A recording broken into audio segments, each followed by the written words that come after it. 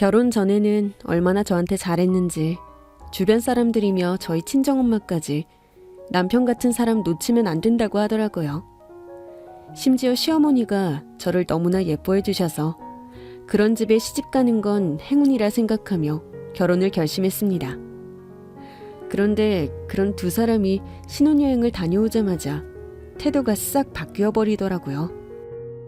어떻게 사람이 그렇게 달라질 수 있는지 저는 완전히 변해버린 시무와 남편을 보며 당황스러웠습니다. 언제나 다정할 것 같았던 남편은 완전히 엄마밖에 모르는 마마보이였고, 저를 딸처럼 대해주신다던 시어머니는 저를 식무 취급하는 악덕 시어머니였어요. 완전히 사기 결혼이나 다름없는 상황이었지만 이미 결혼식에 혼인신고까지 해버린 이상 돌이킬 수 없었습니다. 심지어 합가까지 해버린 탓에 저는 그 고생길을 벗어날 수도 없었습니다. 이럴 줄 알았더라면 결혼 전에 합가하겠다는 얘기는 제 입으로 절대 안 했을 텐데, 이러려고 시어머니가 결혼 전에 저한테 그렇게 잘해주셨구나 싶어 소름이 끼치더라고요. 분명 일 시키는 것도 없을 거고 혼낼 일도 없이 품어주겠다고 말하더니 정작 저는 신혼여행을 다녀오자마자 시댁에서 시부모님 모시고 말도 안 되는 시집살이에 마음고생 몸고생을 해야만 했습니다. 얼마나 못돼 먹은 시어머니였는지 아침부터 새벽 늦게까지 제가 쉴 틈을 준 적이 한 번도 없었어요. 하루 종일 일하다가 잠시라도 엉덩이 좀 붙이려고 하면 어떻게 알았는지 득달같이 불러서 무슨 일이라도 시켜 먹어야 성이 풀리는 사람이었거든요. 남편 말로도 제가 시집 오기 전에는 이불 빨래하는 걸 본 적이 없다는데, 제가 시집간 뒤로는 매일 옥상에 이불을 널지 않는 날이 없을 정도였습니다.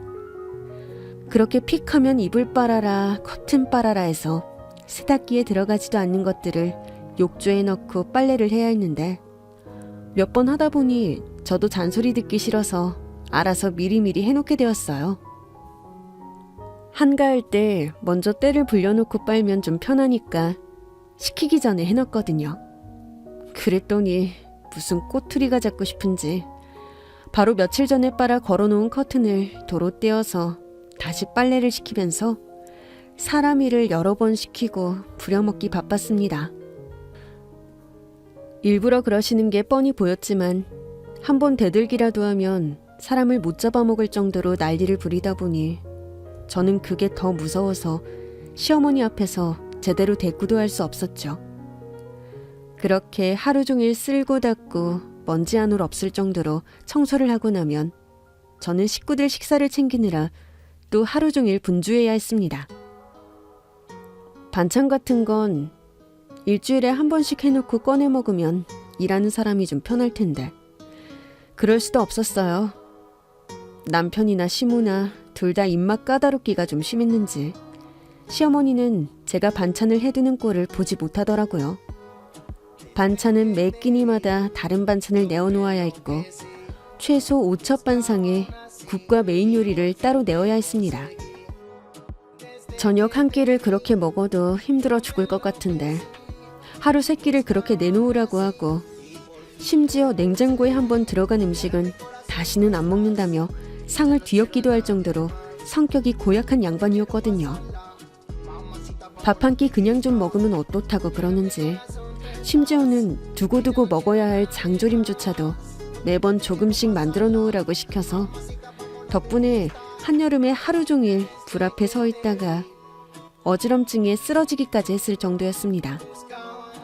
그런데도 남편은 제가 불쌍하지 않은 모양이더라고요.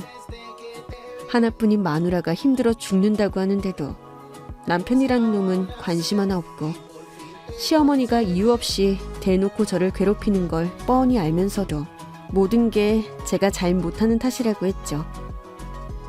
매번 자기 어머니 편만 드는 효자 중에 효자라서 그런 남편과 시모 때문에 제가 몸과 마음이 점점 더 지쳐가고 있었습니다. 아, 제발 집에 큰 소리 나지 않게 잘 좀 해라. 어머니 혈압 올라서 돌아가시라고 일부러 그러는 거야 뭐야. 내가 일부러 할 게 뭐가 있어? 나야말로 어머니 눈에 안 띄고 싶은 사람이야. 근데 당신은 어떻게 매번 어머니 편만 들어? 어머니가 일부러 그러시는 거 모르는 것도 아니면서. 당신은 내가 불쌍하지도 않아? 내 고생은 눈에 안 보이냐고. 네가 고생은 무슨 고생을 하는데? 내가 벌어다 준 돈으로 우리 부모님 집에서 속 편하게 살면서 그깟 밥하고 청소 좀 한다고 고생이라는 거야? 유세도 그런 유세가 어디 있냐? 그렇게 힘들면 때려치고 나가서 네가 돈 벌어 오든가. 하여간 결혼해서 편하게 살게 해줬더니 남편한테 고마운 것도 없지? 이러니까 어머니가 매번 너를 혼내시지. 당신은 제발 염치 좀 있어봐라. 못된 시어머니야 그러려니 한다지만 믿고 결혼했던 남편이 그러는 건 정말 견디기 어려운 일이었습니다. 세상 사람들은 다 남의 편이라고 해도 남편만큼은 내 편이어야 할 텐데 이름 그대로 따라가려는 건지 제 남편은 남의 편만 들더라고요. 그런 제가 믿고 의지할 사람이 아주 없었던 건 아니었습니다. 신기하게도 시아버지는 남편과 시모와 달리 정상인지라 저에게 잘해주셨거든요. 볼 때마다 수고한다고 용돈도 주시고 제가 해드리는 것마다 다 고맙다며 불만 한 번 없이 좋아해 주시던 분이셨어요. 그래서 저도 아버님께 참 감사했지만 유일한 제 편인 시아버지는 일 때문에 바쁘셔서 집에 거의 계시지 않으셨습니다. 건축 관련 사업을 하시던 아버님은 매번 지방으로 출장을 다니기 바쁘셨고 그래서 한 달 동안 집에 계신 날이 일주일이 채 되지 않았어요. 그러다 보니 제가 아버님 도움을 받을 수 있는 날보다 없는 날이 훨씬 많았죠. 돈 잘 벌어오는 시아버지에게 꼼짝 못하시던 시어머니라서 아버님이 집에 계신 날은 저도 구박 한번 당하지 않고 참 편했었어요. 아버님 앞에서는 시어머니도 눈치 보며 저한테 잘해주셨거든요. 괜히 욕먹을까 싶어 그런지 하는 척일 뿐이었지만 그래도 그 며칠간은 저도 한숨 돌릴 수가 있었습니다. 하지만 시아버지가 돌아가시면 다시 전처럼 구박이 시작되었죠. 남들은 제가 부잣집에 시집가서 떵떵거리며 잘 사는 줄 아는데 제가 실은 그 집에서 구박대기 식모살이를 하는 줄 어떻게 알겠어요? 저도 처음에는 제가 선택한 결혼이다 보니 창피해서 말도 하지 못했습니다. 이혼 생각까지도 들었지만 결혼한 지 1년도 안 되어서 갈라서는 건 저도 힘들더라고요. 하지만 그렇게 냉탕과 온탕을 넘나들며 모진 시집살이에 시달리다 보니 저도 버티기 힘들어질 수밖에 없었습니다. 처음에는 적응하면 괜찮아지겠지, 어머니가 언젠가는 잘해주시겠지 생각하며 가만히만 있었는데 이렇게는 안 되겠다 싶어서 대들기도 해봤어요. 일부러 구박하고 스트레스 주려는 시어머니에게 소리 지르며 싸워보기도 하고 자기 엄마 편만 드는 남편과 치고받고 싸우기까지 했습니다. 하지만 시모와 남편이 꼭 붙어 2대1로 싸움을 하자니 결국 제가 번번이 질 수밖에 없더라고요. 남편이 내 편을 들어줬더라면 일이 쉬웠을 텐데 그놈이 자기 엄마 편만 들다 보니 제 말이 먹힐 리가 없었죠. 결국 시어머니 앞에서 대들었다며 시모한테 괜히 얻어맞기나 하고 남편에게 욕만 얻어먹을 뿐이었습니다. 심지어는 발끈한 제가 괘씸했던지 제가 오냐오냐해서 버릇이 나빠졌다며 남편이 아주 작정을 하고 저를 못살게 몰아가기 시작했어요. 네가 먹고 살만하니까 자꾸 딴 생각을 하고 불평 불만이 많아지는 모양인데 앞으로는 아예 그런 생각 들지도 않게 해줄게. 앞으로 생활비 50만 원 줄 테니까 네가 알아서 해. 뭐? 그게 무슨 말도 안 되는 소리야. 한 달에 생활비가 얼마나 들어가는 줄 알아? 50만 원이면 우리 집 한 달 반찬값도 안 나와. 그 돈으로 대체 살림을 어떻게 하라고. 그러게 돈 줄 때 군말 없이 잘하지 그랬어. 네가 이런 폐악을 부리는데 내가 힘들게 벌어서 너한테 돈 갖다 주겠냐? 양심이 없어.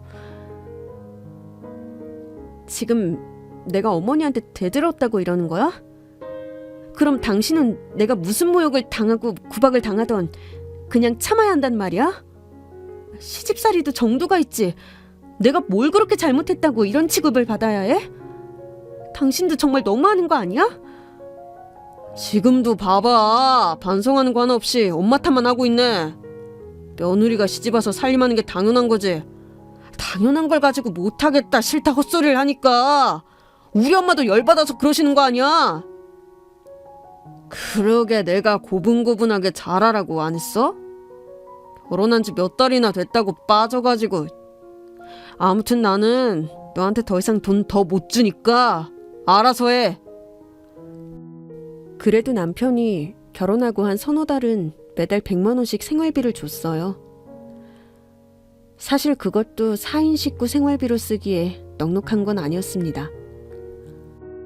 아껴 쓰면 모르겠지만 매끼 새로 한 반찬을 올려야 하고 세제가 일주일에 한 번씩 다를 정도로 청소를 해대는데 그 돈이 나만 할 리가 있겠나요? 남편은 그 돈으로 제 용돈까지 하라고 했었지만 저는 생활비 받아서 제 개인 용돈으로 써본 적이 한 번도 없었습니다. 그래도 100만 원이 적은 돈은 아니니까 그걸로도 어떻게든 알뜰살뜰 살아본다고 했었는데 제가 괘씸하다며 생활비까지 줄이겠다고 하는 건 말이 안 되는 일이었죠. 처음에는 어떻게든 그 돈으로 맞춰보려고 했는데 결국 모자랄 수밖에 없더라고요. 제가 아무리 아낀다고 한들 시어머니가 바라시는 게 너무 많다 보니 그거 맞추려면 100만 원도 모자란 편이었어요. 시어머니는 사정을 설명해도 이 사정이라며 아는 체도 안 하시고 남편은 돈 더 달라는 제 말을 번번이 무시하기만 했죠.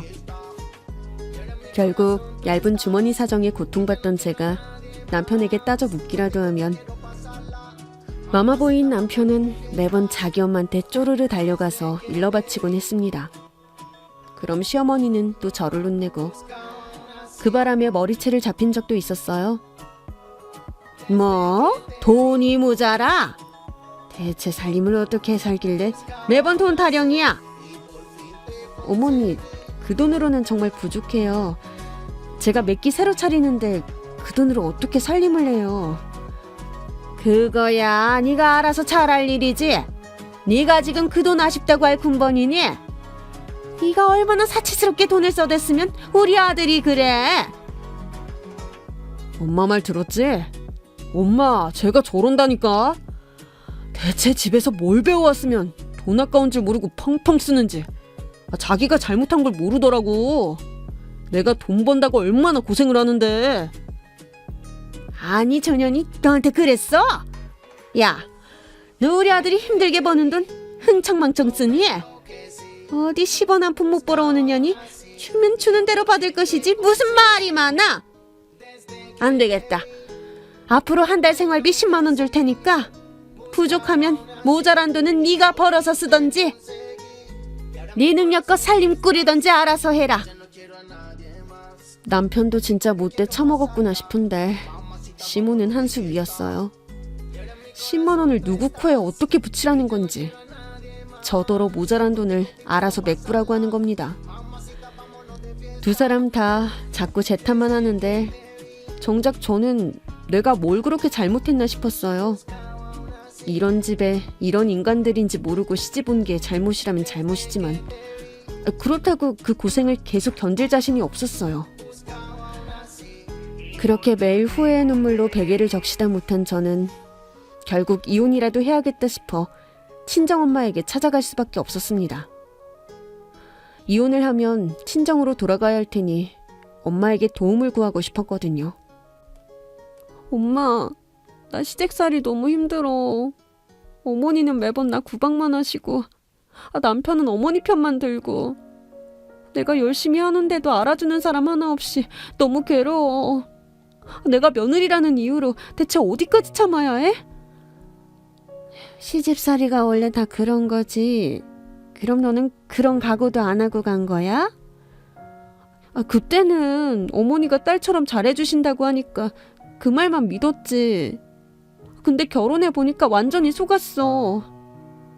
내가 엄마 걱정할까봐 말을 안 해서 그렇지 얼마나 고생하는 줄 알아? 매일 식사 차리고 청소하느라 하루 왼종일 쉴 시간이 없어. 아이고, 그러게 네가 처음부터 잘 좀 하지 그랬어. 얼마나 못 믿었게 굴었으면 사돈이 그렇게까지 하시니? 그런 게 아니라니까, 엄마. 나 정말 열심히 했는데도 그래. 그냥 내가 미워서 괴롭히시는 거라니까? 시집살이도 이런 시집살이가 없어. 아이고, 엄마는 너보다 더 심한 시집살이도 다 견뎠어.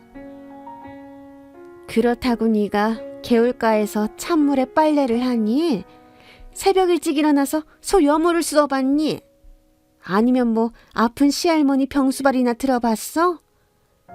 그럼 너는 좋은 집에서 작은 사모님 소리 듣는 게 뭐 쉬운 줄 알아? 너 정도면 팔자 핀 거지. 엄마는 그럼 내가 엄마랑 똑같이 시집살이를 당해봐야 한다는 거야? 엄마는 딸 걱정이 되지도 않아? 왜 내가 힘들다는데 내 말을 안 들어줘? 작은 사모님은 무슨 작은 사모님이야. 나는 그 집에서 사람 취급도 못 받는데. 그래도 이미 결혼했는데 어쩔 거야. 결혼한 딸은 어차피 출가 외인이야. 너 설마 이제 와서 빈손으로 이혼이라도 하려고? 더 못 버티면 그렇게라도 해야지 어떡해. 나 진짜 이렇게 살다가는 정신 나가버릴 것 같다니까? 이거 봐, 이거 봐. 너 그러는 것도 다 네 성격이 모나서 그래. 다른 여자들은 그런 집에 시집 가는 게 꿈일 건데 너는 대체 뭐가 그렇게 불만이야? 어려서부터 지 오빠랑 차별한다고 불평만 해대더니 너는 어째 나이를 먹고도 감사한 줄을 모르니? 그리고 그런 고생 좀 하면 어떻다고 그래? 너 그 집에서 버티고만 있으면 네 남편이 그 집 재산 다 물려받을 텐데 결국 나중 되면 아무것도 아닌 고생이야.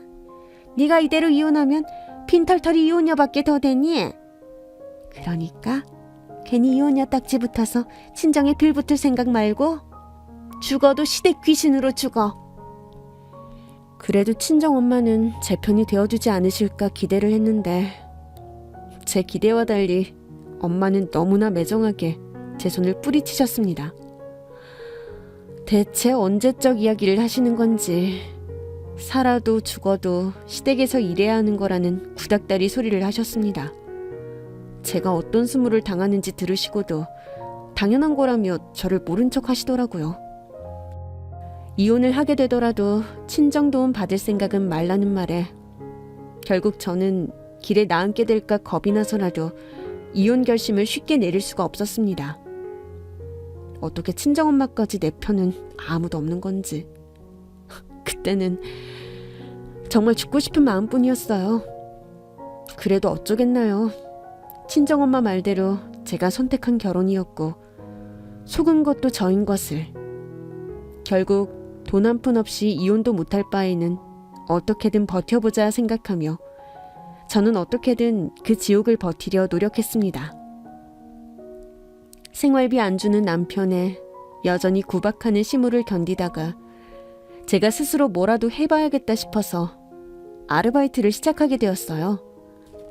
시모가 분명 자기 입으로 필요하면 직접 벌어다 쓰라고 했으니 그렇게 하기로 한 거죠. 저도 나가서 일하는 동안에는 시댁을 벗어날 수 있으니 일석이조였고요. 그렇게 저는 아침을 차려놓고 나가서 저녁까지 아르바이트를 다녔고 그러면서도 여전히 살림은 제 몫이었습니다. 제가 없으면 자기 속옷 빨래도 할 줄 모르는 시모였기에 제가 없는 동안 손 하나 까딱하지 않더라고요. 그래서 제가 일 다녀와서 살림하고 그 와중에 돈까지 버느라 2배로 고생을 해야 했습니다. 그런데도 남편이고 시무고 도와주는 사람 하나 없으니 저도 악으로 깡으로 군말 없이 참았었죠. 그래도 제가 돈 벌어서 제 마음대로 쓰니까 너무 편하고 좋더라고요.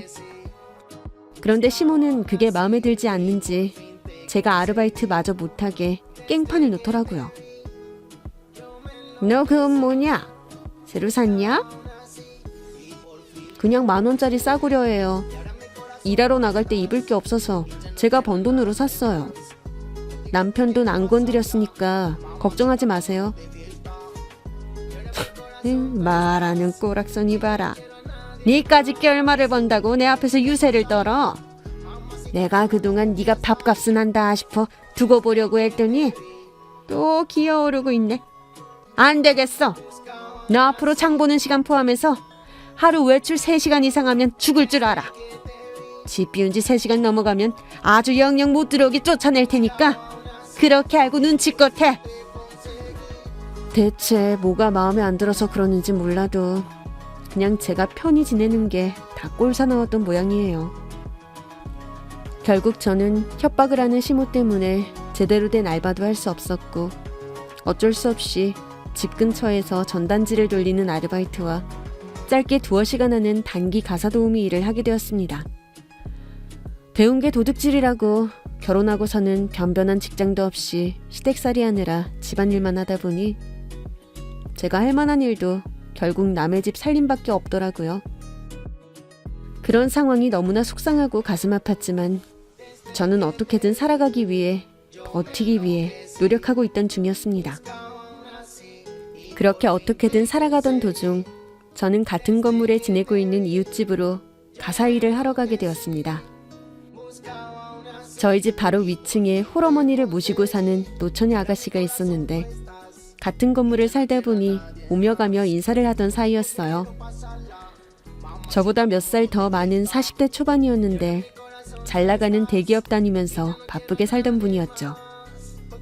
그래서 집에서 살림 도와줄 사람을 찾는다는 걸 듣고는 제가 사정 이야기를 하며 일을 봐주게 되었습니다. 할머님이 기력이 없으셔서 그렇지 깔끔하신 분이라 제가 일주일 2번 정도 집안 청소만 해주면 된다고 했었거든요. 그래서 위층을 오가며 일을 하게 되었죠. 물론 저희 시댁에는 비밀이었고요. 장을 보러 나갔다만 하도 어디 가서 제가 농땡이를 부리는 건 아닌지 사사건건 간섭하고 괴롭히는 시모 때문에 길게 자리를 비울 수 없었던 저에게는 엎어지면 코 닿을 곳이던 위층집에 일을 해주는 건 너무 좋은 기회였거든요. 하지만 제가 이웃집 가사 일을 해주고 있다는 걸 시모가 알게 된다면 또 무슨 꼬투리를 잡을지 몰랐고 또 제가 버는 돈을 뺏어가기라도 할까 싶어 걱정이 되었던 저는 이 일을 시모에게 비밀로 하고 싶었습니다. 그래서 저도 웬만하면 시모가 집을 비울 때마다 일을 하곤 했어요. 그리고 사건이 벌어진 그날도 시모가 친구 모임에 나간다며 자리를 비우는 상황이었죠.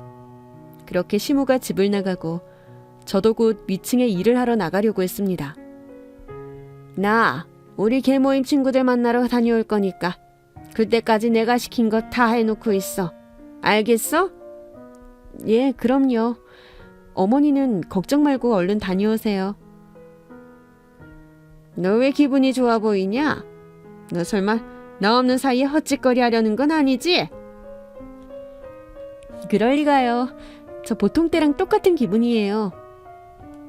그냥 날도 좋은데 어머니 모임 잘 다녀오시라고 배웅해드리는 거죠. 아닌 것 같은데.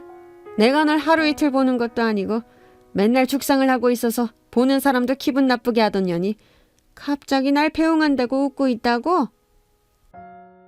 아무튼 나는 저녁쯤 들어올 거니까 그때까지 청소 잘 해놓고 괜히 밖에 싸돌아다니지 말고. 알겠어? 네네. 어머님도 모임 잘 다녀오세요. 또 괜히 무슨 시비를 걸려고 저더러 기분이 좋아 보이네 뭐네 하던 시모를 서둘러 내보낸 저는 시모가 나가고 나서 10분 정도가 지나서야 조용히 현관문을 열고 나가게 되었습니다. 계단을 통해 올라간 후 평소처럼 윗집에서 집안 청소를 하게 되었죠. 환기를 시키려고 창문을 쫙 다 열어놓고 모든 방과 거실 그리고 베란다 물청소까지 착착 순서대로 하고 있는데